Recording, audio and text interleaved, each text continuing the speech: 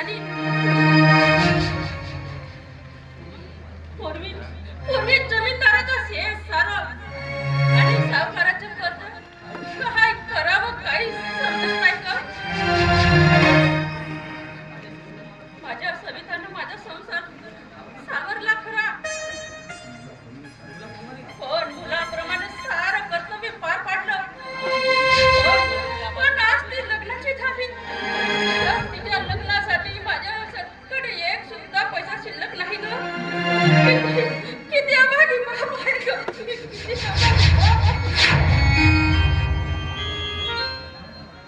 बाबा, आपण रडताय आपल्या मुलीच्या लग्नाच्या काळजीपोटी. पण का बरं बाबा, आपण की नाही माझ्या लग्नाची मुळीच काळजी करू नका. मी तुम्ही दिलेल्या पैशातून काट कसर करून पोस्टात पैसे जमा केले आहेत बरं. किती कुर्बान आहे माझे बाळ. पण बाबा, मी काय म्हणते, आपण तालुक्याला जायचं असं म्हटलं होतं ना. होय बेटा, ते माझ्या लक्षातच नव्हतं. जा माझी पिशवी व दुपट्टा घेऊन ये. बरं बाबा, जाते. समजदार आहे माझे बाबा. स्वतःच्या दुःख पोटात गिळते आणि मला मात्र दुःखातून पटकन बाहेर काढते.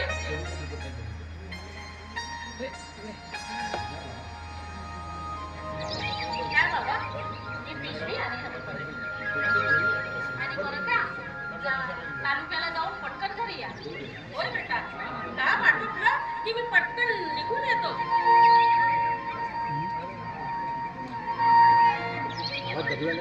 बाबा, आपलं दुःख माझ्यापासून किती दिवस लपवून ठेवणार हो. ओहो, आपल्याला माझ्या लग्नाची काळजी वाटते, माझ्या प्रयासच्या शिक्षणाची. बाबा, मी पोस्टात पैसे जमा केले खरे, पण ते माझ्या लग्नासाठी नव्हे, तर माझ्या प्रयाग भाऊरायाच्या शिक्षणासाठी. ओहो, माझ्या प्रयागला मला शिकवून खूप मोठा साहेब बनवायचा आहे. आणि या समाजात वाढलेली ही हुकुमशाही आहे ना, ती एकदाची संपवून टाकायची आहे.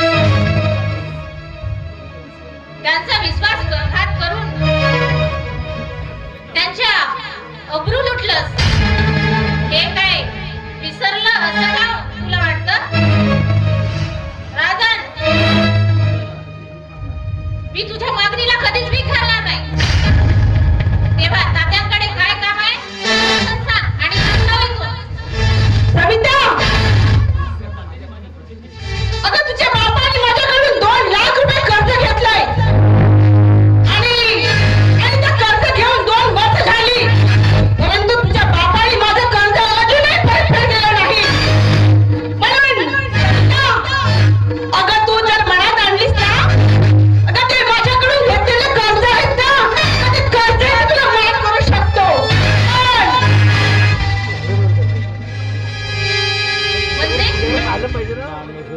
तुला एकंदरीत म्हणायचं तरी काय आहे? म्हणजे सविता, अगं वेळ आता दुपारची होत चालली आहे. तर मी काय म्हणते, या गावातील सर्व लोक शेतावर गेले आहेत. तात्या सुद्धा तालुक्याला गेले आहेत. आणि तुझा तो भाऊ प्रयाग आहे ना,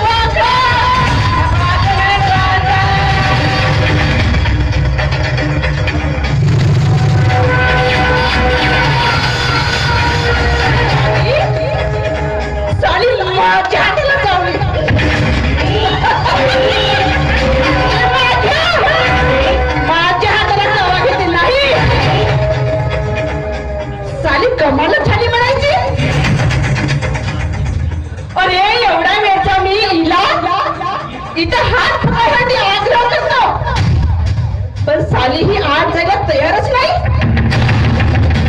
असं म्हणतात ना की बायकांच्या मनामध्ये जे काही असतं ते पुरुषांना माहित नाही, पण खरोखरच आज तीच कमाल झाली. आणि स्वामी ही आपल्या स्वतःच्या आतमध्ये गेली. अरे तुला जी पोळी हवी आहे ना, पोळी, अरे ती पोळी तुझ्या पायाची जाऊन आली, पायाची. आणि त्या पोळीचा असा तुकडा फुलायचा, बाजू करायचं, ते पोळी एकदम बासा करून त्याला सविता, तुझ्या जवानीच्या कशा लचके रचके नाही ठेवले ना. अरे नो नाही सांगणार.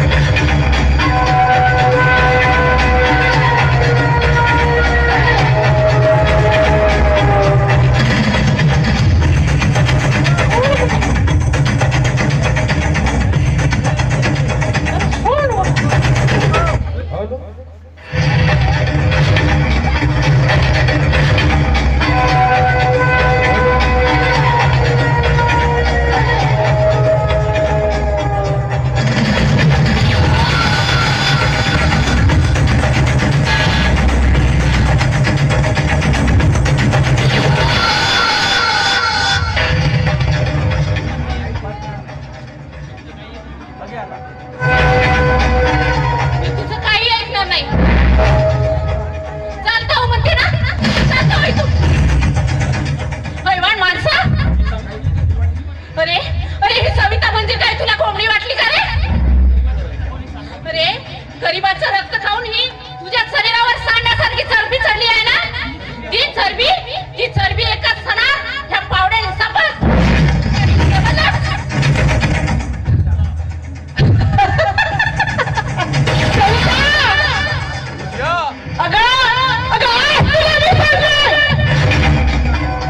पण सविता, अगं तुझ्या या रसरशीत जवानीचा आनंद ना, अगं तुझ्या जीवनात येणार तरी तुझ्या सुगंध जवानीचा आस्वाद घेणार. अगं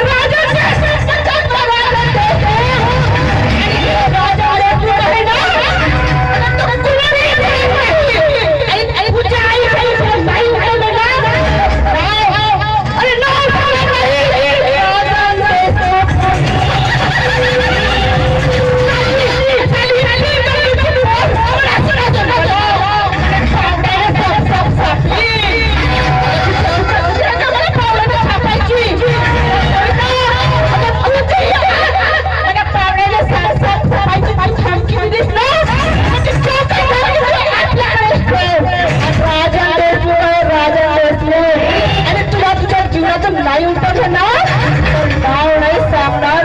राजन सर देशमुख.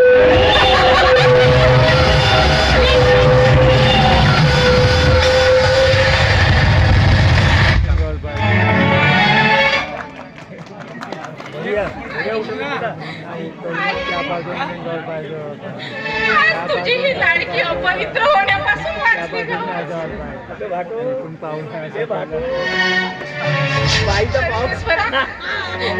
काय रे हा प्रसंग माझ्यावर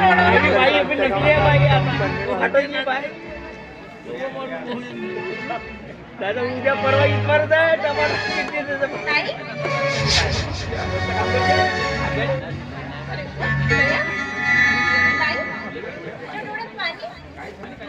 काय झालं ग तुला? आणि तो अंगात भेटला तो व्यक्ती कोण होता ग? कदाचित तो पावडा चोरायला तर आला नसेल ना? अरे अरे कोण अंगात भेटला? आणि तू की नाही नुसता वेडा आहेस रे माझ्यासोबत. मी वेडा आहे तर ठीक आहे, मी आता तुझ्याशी कधीच बोलणार नाही. कट्टी कट्टी खरंच माझं मुलाला रागावलं वाटतं. अरे असं रुसायचं नसतं. माझ्यासोबत खरंच नाही बोलणार. वाटतं. मी तुझी माफी मागते बाबा. हवं तर मी तुझ्या समोर कान पकडते. तुला काही म्हणायचं असेल तर मला मी ते सत्य करून दाखवीन. पण रुसवा सोड माझ्या राजा. मी एका चटीने हा रुसवा सोडणार. कोणत्या अटीने? तू आपल्या शाळेतलं एक गीत म्हणून दाखव मला.